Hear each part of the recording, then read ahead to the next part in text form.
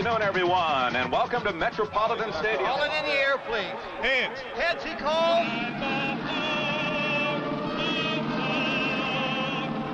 Hey, listen now. 4 quarters, 60 minutes, and we're the champions.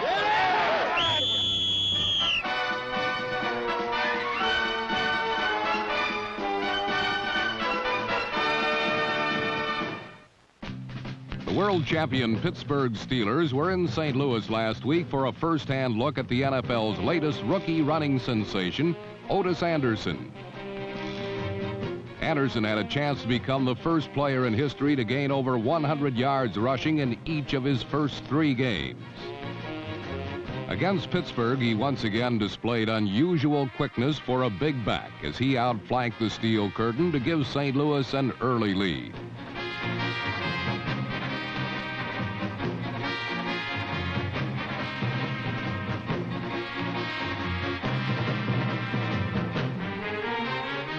In their first regular season game against the Steelers since 1972, the Cardinals seemed unawed by the team of the decade, as number 17, Jim Hart, took his business right down the middle to Mercurial Mel Gray.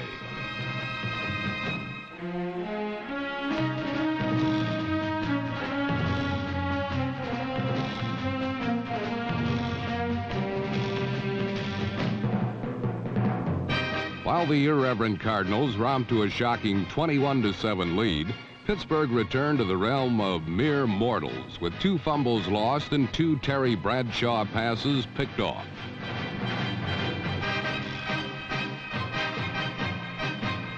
After 3 quarters of such behavior, the men in black finally said enough.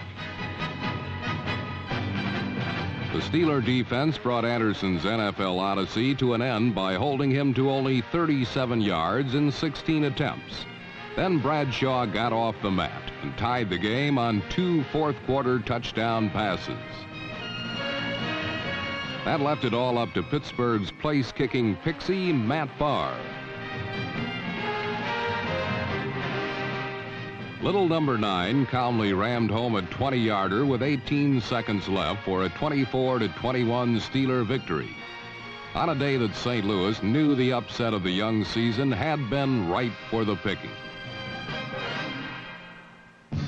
Down in Dallas, the second-best team in the world was also having trouble getting up. The Dallas Cowboys expected to kick the Chicago Bears all over the lot. But they hadn't counted on number 8 Chicago quarterback Vince Evans.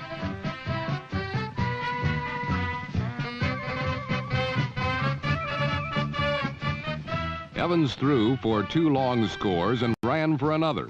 And suddenly, like the Steelers in St. Louis, the Cowboys realized they could be had. Dallas needed a spark to get started, and it was seemingly provided by a rookie kick returner from Howard University named Steve Wilson.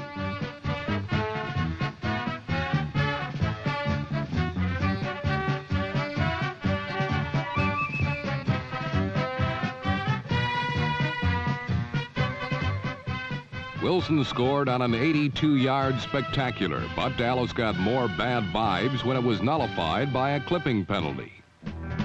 So the Cowboys regrouped around their leader, number 12, Roger Staubach, and his stable of thoroughbred receivers.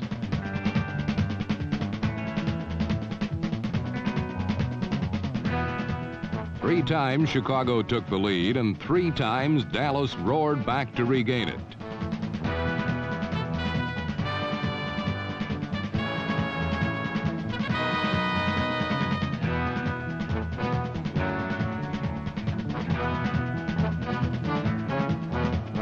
Tony Hill high-stepped home with less than 2 minutes left in the game to give Dallas a 24-20 lead.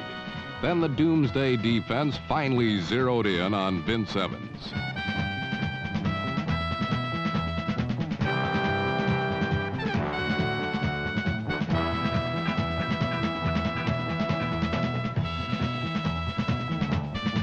Last Sunday, Dallas and Pittsburgh demonstrated why they stand alone at the top of their respective conferences.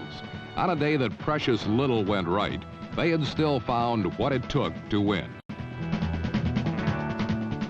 Chicago and St. Louis had discovered that sometimes playing your very best isn't good enough.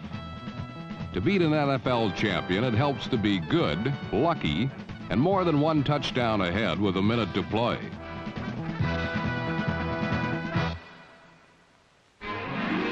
For the first time in many years, the preseason experts picked the San Diego Chargers to finish on top in their division, to join the likes of Pittsburgh and Dallas as teams to beat in the NFL. The enthusiastic Chargers have met the challenge head-on. However, it was the Buffalo Bills who dominated the action through most of three quarters. The Bills' potent offense featured an 84-yard touchdown pass from Joe Ferguson to Curtis Brown. But the ability to come from behind often separates the playoff contenders from the also-rans. Led by Clarence Williams, number 40, who gained 157 yards and scored 4 touchdowns, San Diego exhibited this must characteristic.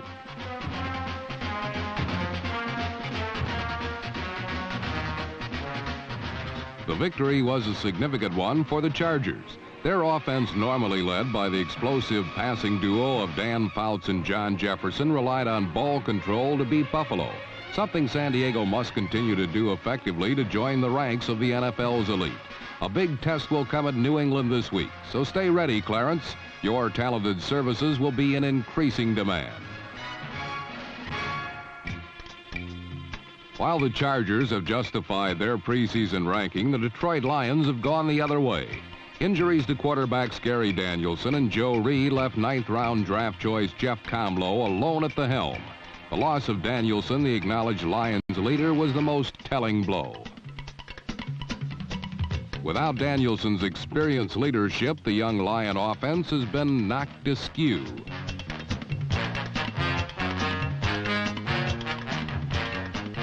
Comlow has performed capably, however, utilizing his underpublicized but fine tight end, David Hill, number 81.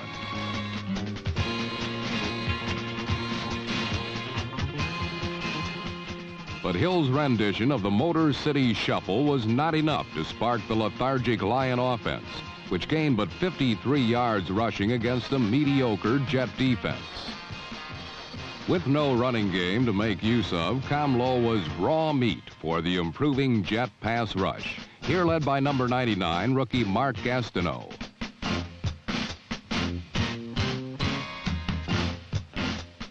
While the Lion offense was floundering, the Richard Todd to Wesley Walker combination was dissecting the Lion defense.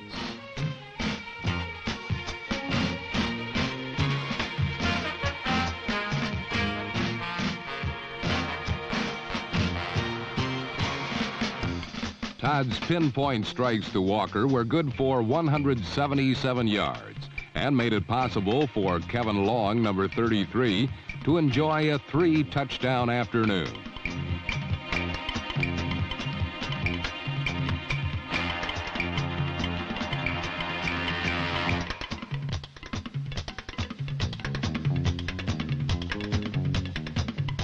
The Jets did what the Lions have to do if they are to salvage respectability from a season already marked by disappointment.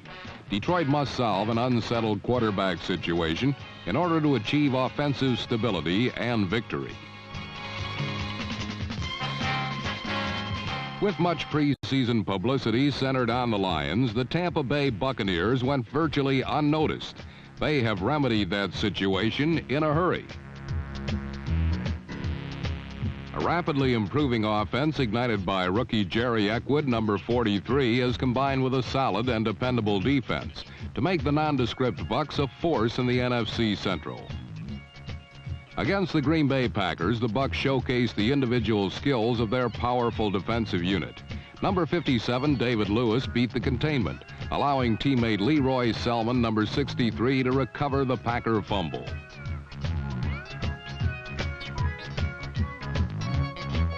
But it has been the continuing maturity of quarterback Doug Williams, here recognizing a safety blitz and hitting Ricky Bell, number 42, in the open area, that has accounted for much of Tampa Bay's offensive success.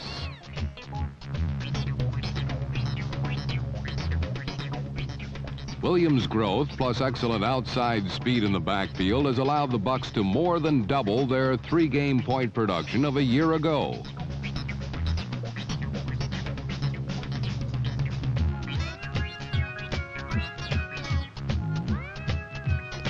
With 3 victories safely tucked away, no one can blame the Bucks for telling it like it is.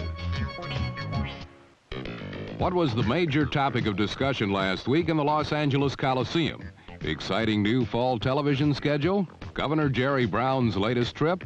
No, it had to be Southern California's worst air pollution alert in recent memory. In broiling 97-degree heat, everyone was gulping for oxygen, while the Rams and 49ers met in the first annual California Smog Bowl.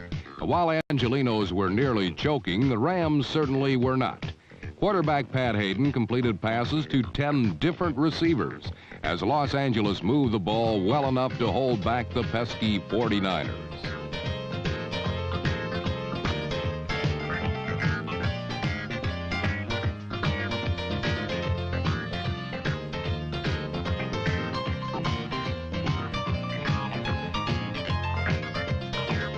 Hayden chalked up 2 touchdown passes, including this one to tight end Charlie Young, number 86, as the Rams coughed and wheezed their way past San Francisco, 27-24.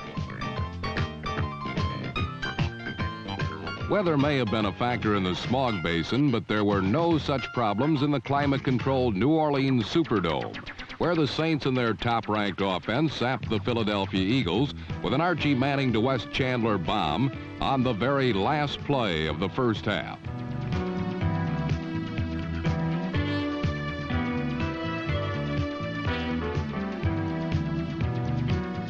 But the Eagles pulled off some classy passing heroics of their own as quarterback Ron Jaworski continuously found open targets like Charlie Smith, number 85.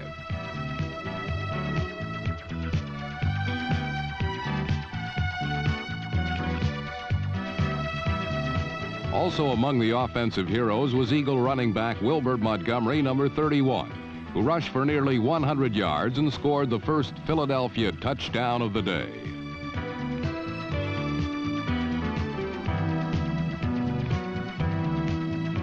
When Montgomery wasn't giving fits to the Saint defense, his understudy, number 37, Billy Campfield, was equally as troublesome.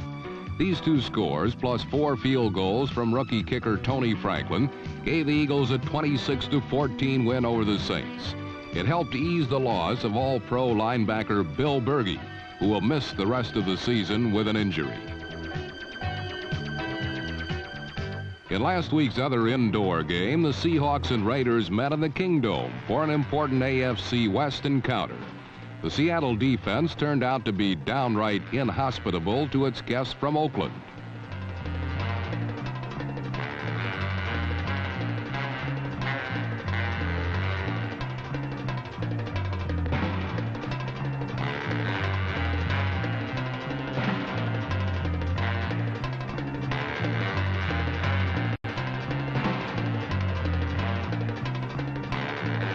In the old days, it was the Raiders who meted out such punishment.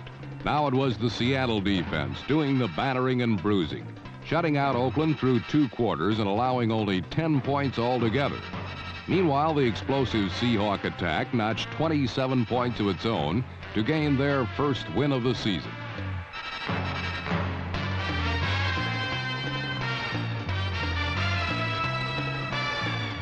Seattle has never had much problem putting points on the scoreboard, but the same cannot be said for their division rivals, the Denver Broncos. Last week, the Broncos journeyed to Atlanta to meet the Falcons, and somewhere along the way, Denver found something to punch up its attack. Whatever it was, it worked wonders in Georgia, as the Broncos piled up nearly 400 yards in total offense.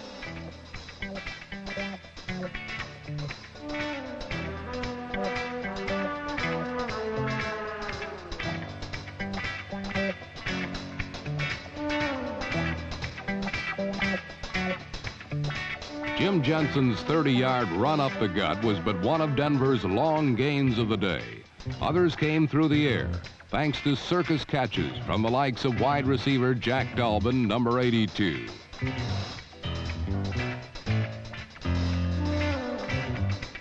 But while the Broncos were moving the football, so were the Falcons. Quarterback Steve Bartkowski pierced the normally airtight Denver defense for better than 300 yards and 2 touchdowns. After regulation time had elapsed, the game was deadlocked at 17 apiece. Denver won the toss to begin overtime, and that would be it. The Broncos marched right down without interruption, setting up the game-winning field goal by kicker Jim Turner. The 20-17 victory moved the Broncos into second place in the AFC West, while handing Atlanta its first defeat of the year. There was ample opportunity to send in the clowns last Sunday, for in no less than 6 games, substitute quarterbacks directed their team's fortunes. In Houston, Gifford Nielsen emerged from the shadow of Dan Pastorini and started his first professional football game, as did Kansas City's Steve Fuller, number 4, who spent most of the afternoon running for his life. Fuller, who nearly beat Cleveland in a relief role 2 weeks ago, was sacked repeatedly and intercepted 4 times in the Astrodome. With their offense grounded, KC's only score of the day came on a punt return by J.T. Smith, number 86.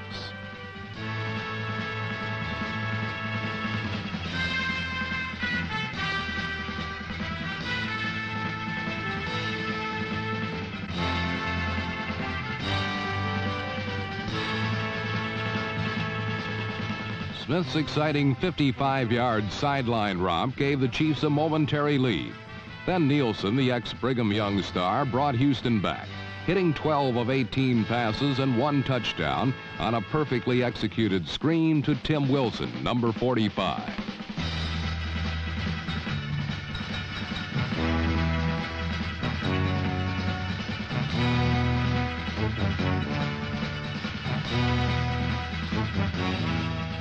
For Houston, it was a welcome win without battered Dan Pastorini.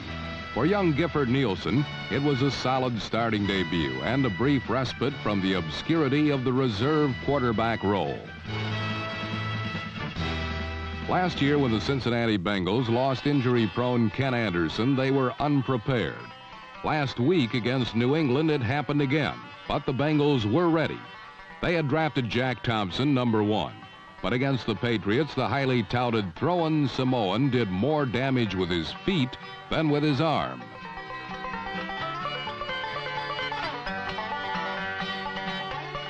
But the rookie quarterback's 2 touchdowns rushing were no match for the long-range bombing of veteran Steve Grogan of the Patriots.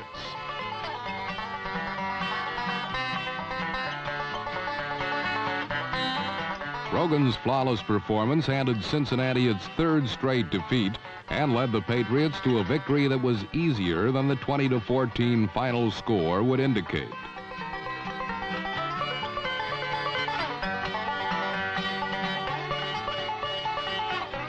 Tommy Kramer, the Minnesota Vikings' new starting quarterback, expects to throw the ball, not receive it.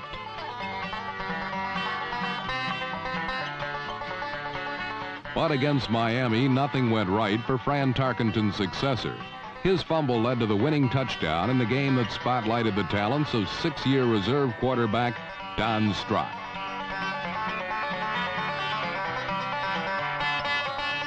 The value of an experienced second-string passer was demonstrated when Strock, subbing for Bob Greasy, threw the clincher to Jimmy Cephalo, number 81. The Dolphins remained unbeaten, and Don Strock maintained his reputation as one of the better backups in pro football. Baltimore's Roger Carr should have hidden his head in shame, for with Greg Landry again replacing injured Burt Jones, the Colts might have beaten the Browns had the Louisiana speedster held onto this perfectly placed pass.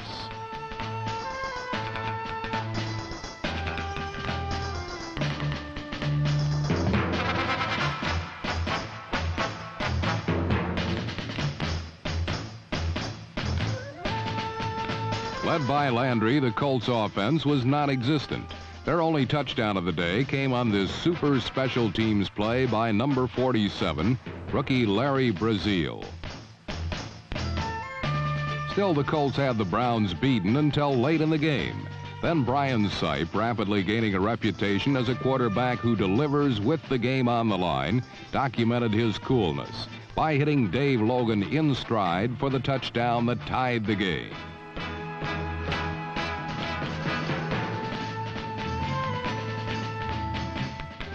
Then from his own 10, Sipe threw to Ozzie Newsome in the flat, and the 235-pound Wizard of Oz turned on his sprinter's speed. 74 yards later, Newsome was caught, but every one of the 72,000 in Municipal Stadium knew what was coming. For the third time in 3 games, Don Cockroft's field goal was the difference, as the unbeaten Cleveland Browns pulled out another last-minute miracle, 13-10.